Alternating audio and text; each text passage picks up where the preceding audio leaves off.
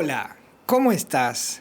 Bienvenido una vez más al programa Una voz del cielo. Hoy tenemos como título 13 hombres. 13 hombres que cambiaron la historia del mundo.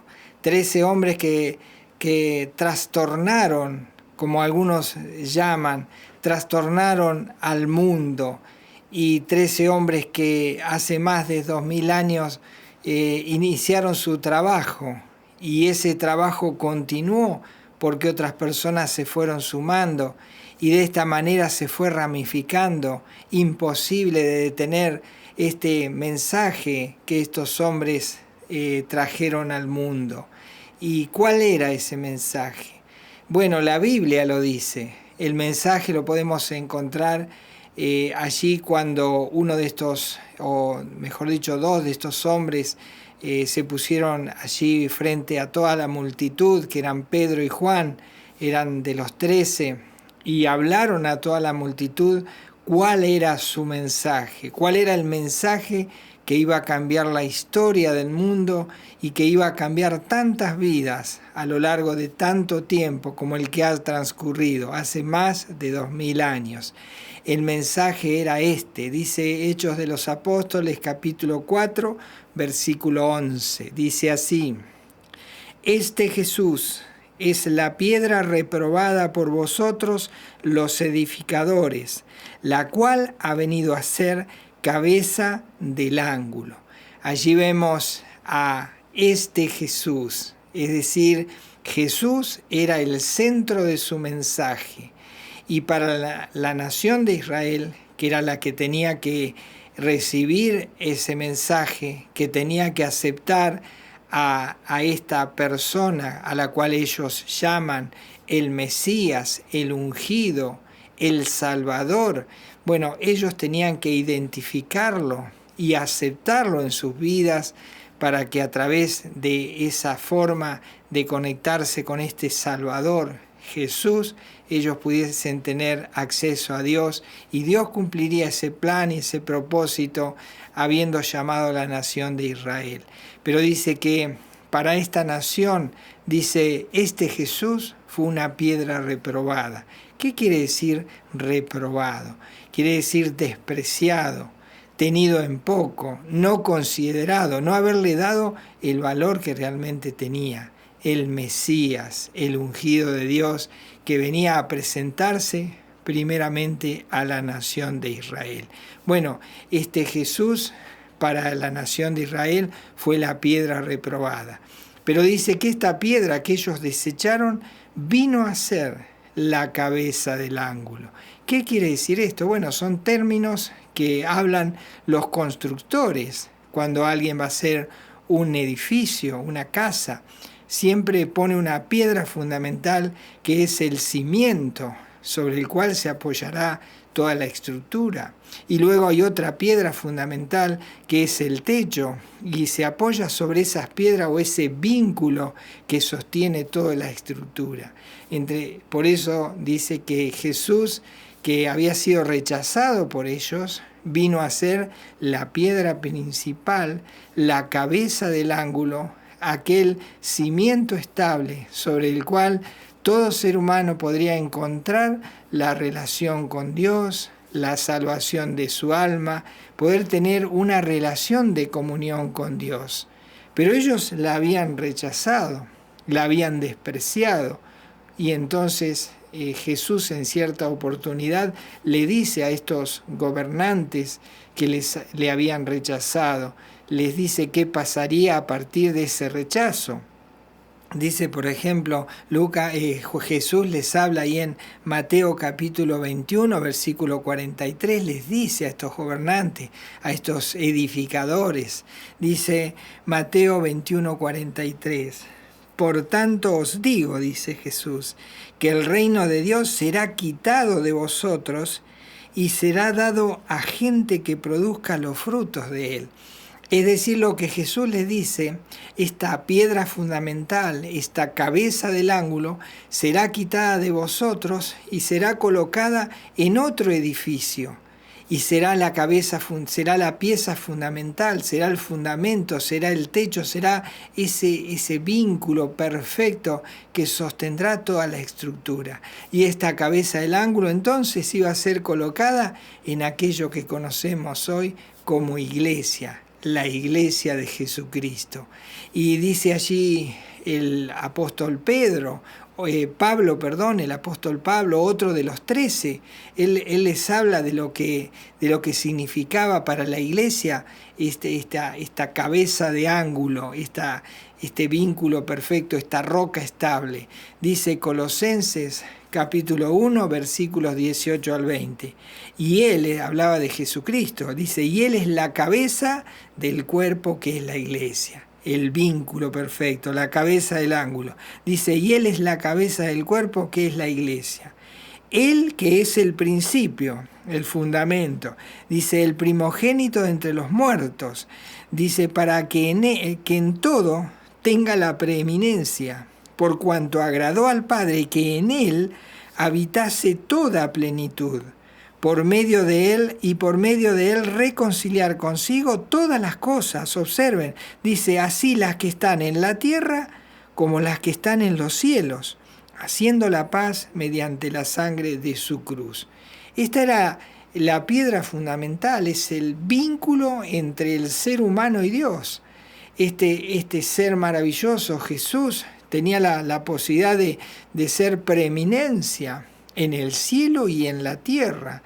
Y dice que Él es toda la plenitud de Dios, y en Él estamos completos. Bueno, vemos que mediante la sangre de su cruz, Él nos acerca a formar parte de ese edificio al cual Dios llamó la iglesia. Y Cristo es la cabeza del ángulo, la cabeza, la piedra fundamental, principal, y Él es el primogénito, porque Él murió por esta iglesia, murió en la cruz, una muerte de cruz, resucitó para ser Él esa cabeza de ángulo.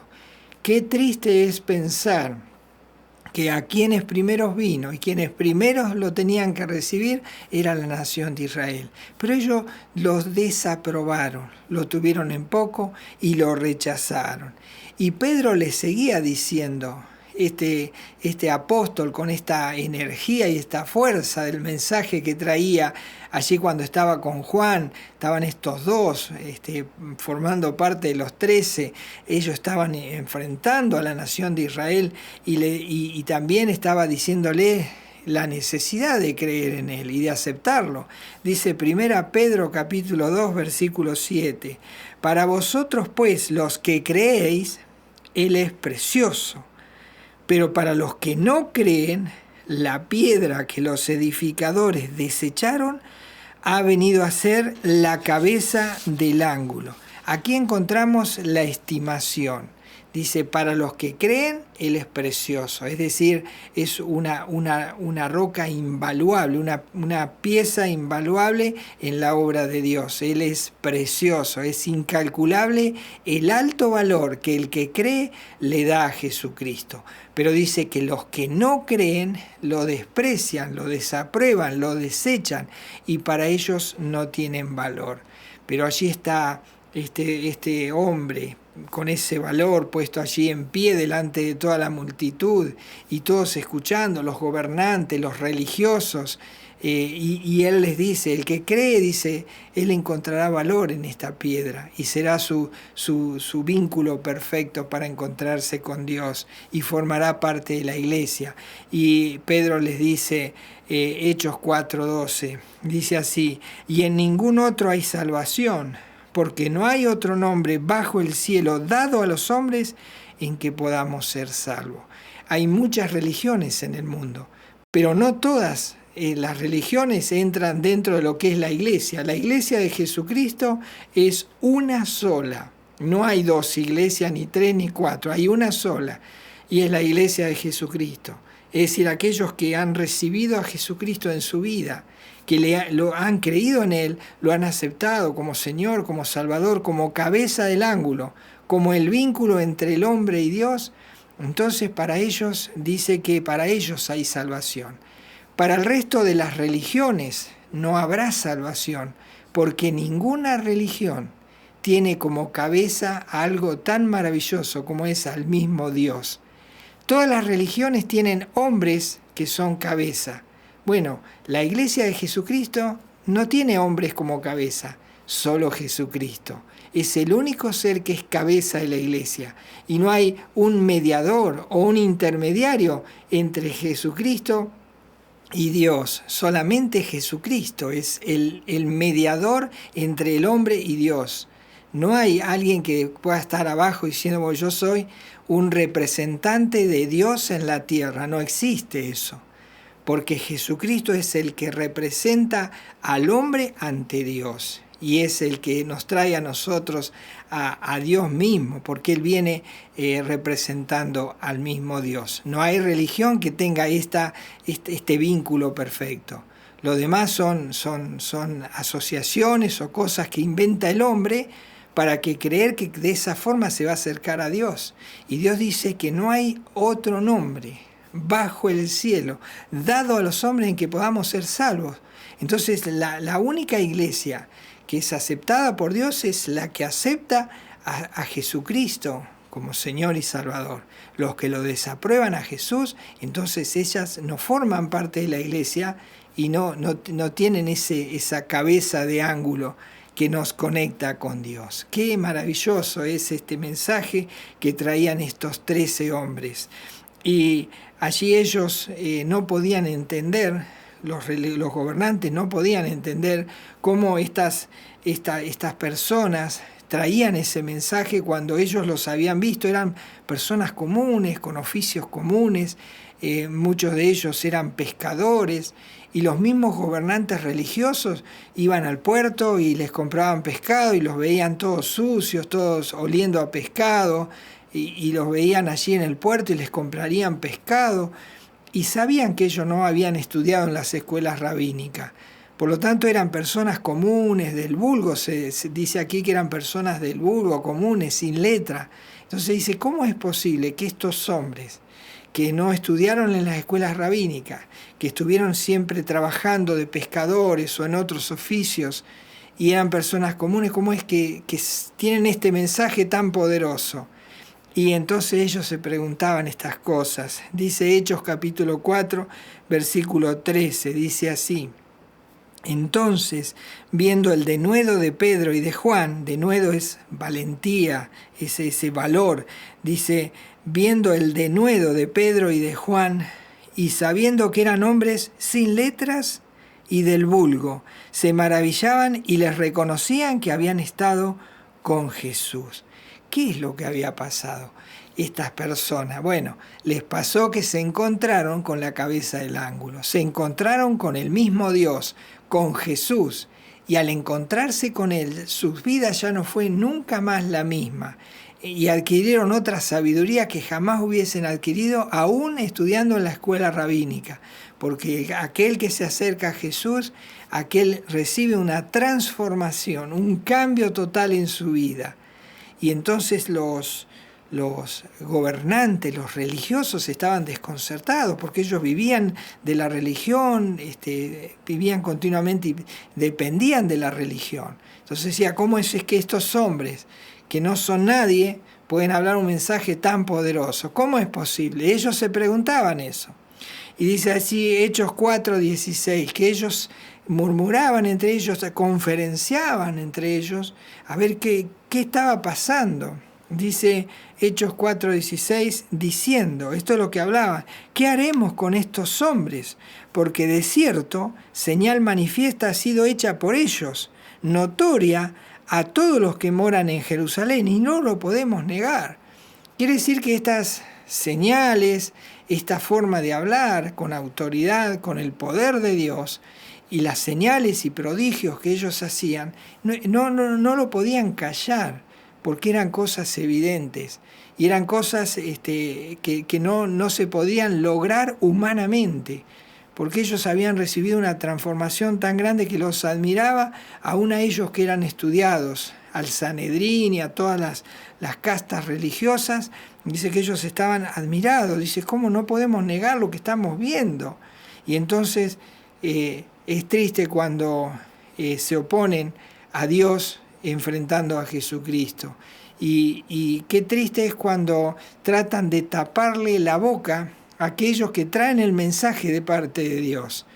Y es como cuando a los medios masivos que tienen que anunciar la verdad y tienen que comunicar esa verdad, cuando alguien los quiere censurar. Qué triste es eso, cuando se quiere tapar la boca o se quiere ocultar un mensaje que realmente es la verdad y es lo que está sucediendo. Bueno, a ellos trataron de censurarlos, de taparles la boca. Dice, por ejemplo, Hechos 4:17, dice, sin embargo, para que no se divulgue más entre el pueblo, amenacémosle, para que no hablen de aquí en adelante a hombre alguno en ese nombre. Es increíble. Querían censurarlo, querían prohibirles, amenazándolos de que no hablaran en el nombre de Jesús. Aquel que venía a traer un mensaje de salvación, aquellos que lo proclamaban, querían taparles la boca, querían censurarlo. Y qué triste es cuando aquellas personas se oponen a Jesús y tratan de que aquellos que traemos el mensaje de parte de Dios se nos censure, se nos amenace. Y esto es triste porque es tratando de evitar a Dios, porque es la única forma de encontrarse. Y la religión siempre hará esto. Una de las cosas que debemos saber es que estos 13 hombres fueron asesinados, murieron injustamente, pero entregaron sus vidas por predicar el Evangelio. Y fueron aserrados, fueron prendidos fuego, fueron arrastrados, torturados, y todos murieron como mártires, porque quisieron taparles la boca, quisieron censurar su mensaje, pero todo lo contrario. Como el mensaje venía de parte de Dios, nada ni nadie puede frenar el mensaje de parte de Dios, porque cuando es de Dios, nadie le puede torcer el brazo. Ni siquiera todas las religiones juntas podrán taparle la boca a este mensaje que viene de parte de Dios, que Jesús es el único medio para llegar a Dios y no hay otro nombre bajo el cielo en que podamos ser salvos. Por lo tanto, ellos seguían intimidándoles y la religión siempre quiere hacer esto. Dice Hechos 4:18, dice, y llamándolos, y se los llamaron, les intimaron que en ninguna manera hablasen ni enseñasen en el nombre de Jesús. Querían callarlos, querían hacerlos callar. Qué triste es esta situación. Aquellos que llevaban un mensaje de gracia, un mensaje de salvación, un mensaje para que las personas se encuentren con Dios, los amenazaban y querían que ellos dejaran de hablar en este nombre. Bueno, esto le aconteció al profeta Jeremías. Él recibía el mensaje de parte de Dios, lo transmitía al pueblo y recibía las afrentas del pueblo. Le hacían de todo, lo golpeaban, lo ponían en la cárcel, lo privaban de alimento, le hacían tremendas cosas. Y llegó un momento que él dijo, cuando Dios me hable, no voy a hablar al pueblo ni a los gobernantes, me lo voy a callar, me lo voy a guardar, porque ya no puedo seguir viviendo así. Pero dice que él llegó un momento que Dios le hablaba y él tenía ese mensaje. Y era tan poderoso el mensaje que recibía de parte de Dios que no lo podía contener. Y llegaba un momento que hacía explosión en su vida y no lo podía aguantar. Y él lo cuenta de esta manera. Dice Jeremías 29. Y dije, no me acordaré más de él, ni hablaré más en su nombre. No obstante, había en mi corazón como un fuego ardiente metido en mis huesos. Traté de sufrirlo y no pude. Trató de aguantar ese mensaje, pero no se puede aguantar el mensaje que viene de parte de Dios. Por eso estos hombres no pudieron ser censurados, no pudieron ser callados. Los habrán amedrentado, los golpearon, les hicieron de todo, los metían en cárcel. Pero sin embargo, el mensaje no pudo ser apagado ni callado, todo lo contrario, se expandió por todo el mundo. Es impresionante cómo cuando uno recibe el mensaje no lo puede no lo puede contener y es como un fuego que uno tiene, esa necesidad de hablarlo, y hasta que uno no lo transmite, no se queda tranquilo, no se queda en paz. El mensaje de Dios no se puede sostener, no se puede contener, no se puede acallar. A lo largo de la historia han quemado Biblias, han incendiado iglesias, han matado a los que traen este mensaje de poder que inició con aquellos 13 hombres. Y a pesar de que todas estas persecuciones, la iglesia sigue avanzando y el mensaje se sigue transmitiendo, porque nadie podrá parar este mensaje, porque es el mensaje de Dios al hombre. Y si el hombre lo pudiese parar, el hombre perdería de estos beneficios. Y Dios no quiere eso. Por eso, a pesar de las oposiciones, el mensaje seguirá llegando. Y no se puede ignorar el mensaje que uno tiene. Por lo tanto, ellos, dice que le respondieron a aquellos que los amenazaron, que los censuraron y que quisieron evitar, y amenazándoles, le dijeron: no hablen más en este nombre. ¿Qué dijeron ellos? Lo mismo que dijo Jeremías: no puedo dejar de hablar, no puedo, es imposible. Cuando Dios me da el mensaje lo tengo que transmitir. Dice Hechos capítulo 4, versículos 19 y 20. Mas Pedro y Juan respondieron diciéndoles: juzgad si es justo delante de Dios obedecer a vosotros antes que a Dios, porque no podemos dejar de decir lo que hemos visto y oído. Esa es la esencia de este mensaje. No se puede callar. Por más que uno quisiera callar, por más que uno quisiera censurarlo, por más que uno quisiera reprimirlo en uno mismo, no se puede aguantar. Cuando el mensaje viene de parte de Dios, hasta que uno no lo entrega, no haya esa paz y ese solaz de haber sido usado por Dios para entregar este mensaje. Así que por más que ellos eran amenazados, perseguidos, ellos iban a seguir. Bueno, los tenían que soltar porque ellos ahora no tenían nada en contra de ellos. Sí los podían amenazar. Podemos ver lo que hicieron ellos. Dice Hechos 4:21, dice: ellos entonces les amenazaron y les soltaron, no hallando ningún modo de castigarles por causa del pueblo, porque todos glorificaban a Dios por lo que se había hecho. Estos hombres trastornaron el mundo. Y no solo eso, sino que lo siguen haciendo, porque el mensaje se va transmitiendo de boca en boca, y toda persona que recibe a Jesús como esta piedra angular preciosa, lo acepta en su vida como Señor y Salvador, entonces ya es un portador de este mensaje de gracia. Es una persona que ha recibido ese mensaje, ha sido transformado por el poder renovador de Dios, por tener a Cristo en su vida, y entonces ahora él mismo se constituye, o Dios mismo lo constituye, un mensajero, un embajador de Dios en la tierra. Y así seguirá. Vamos dejando los puestos, pero otro los sigue tomando. Y el mensaje seguirá así hasta el fin del mundo, porque Dios quiere que todas las personas alcancen la salvación. Y como solo está en Jesús, Él seguirá llevando este mensaje y transmitiendo este mensaje por todo el mundo y en todo lugar. Y el apóstol Pablo también tuvo un episodio cuando él llevaba este mensaje a Tesalónica, iba con sus colaboradores, y claro, ellos llevaban un mensaje que revolucionaba a todos, a los religiosos los inquietaba, a las personas les hacía reconocer que necesitaban a Dios y buscaban a Dios a través de encontrarse con la persona de Jesús. Y este alboroto se producía en cada ciudad donde estos 13 hombres avanzaban.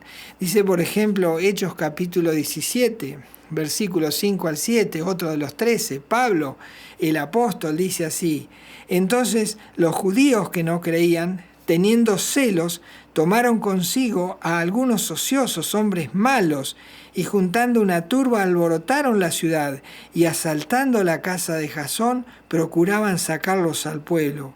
Pero no hallándolos, trajeron a Jasón y a algunos hombres ante las autoridades de la ciudad, gritando: Estos hombres que trastornan el mundo entero también han venido acá, a los cuales Jasón ha recibido, y todos estos contravienen los decretos de César, diciendo que hay otro rey, Jesús.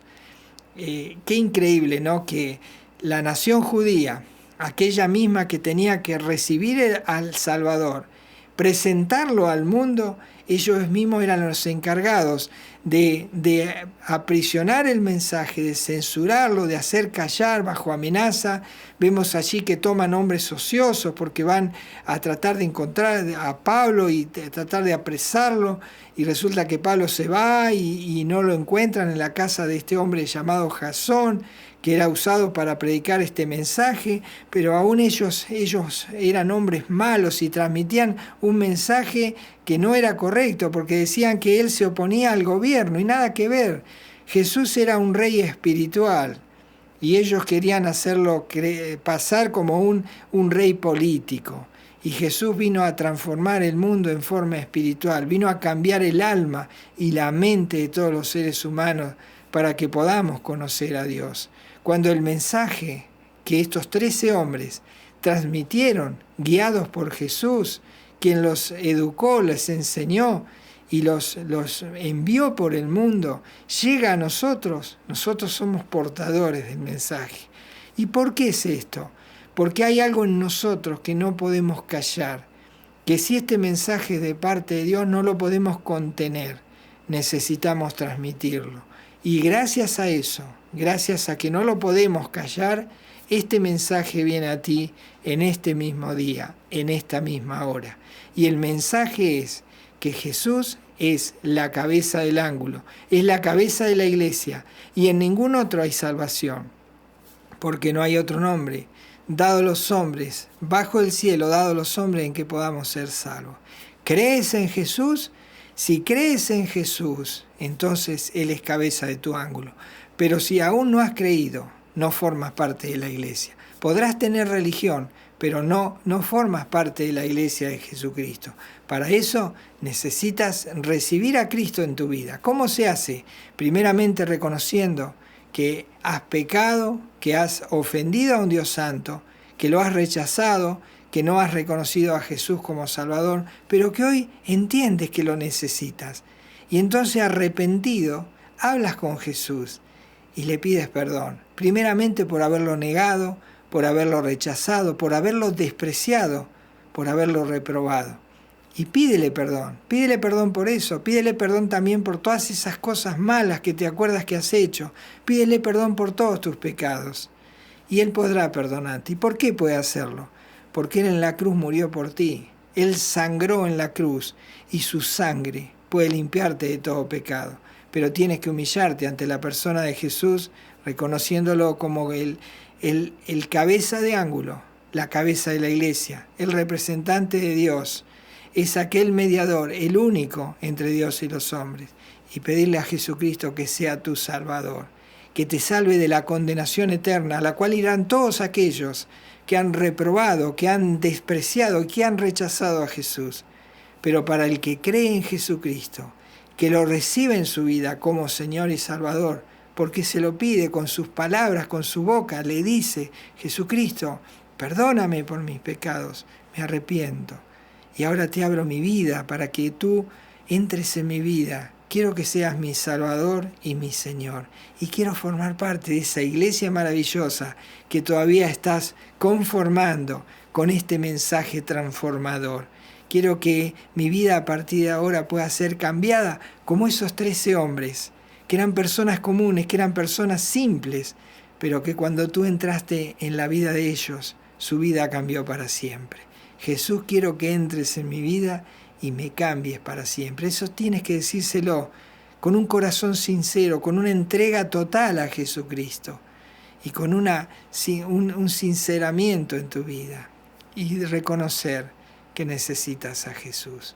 Y ese mensaje también formará parte de tu vida, porque por ese mensaje hallarás la salvación de tu alma, el perdón de todos tus pecados, una nueva relación con Dios y un lugar en el cielo, una eternidad con Dios.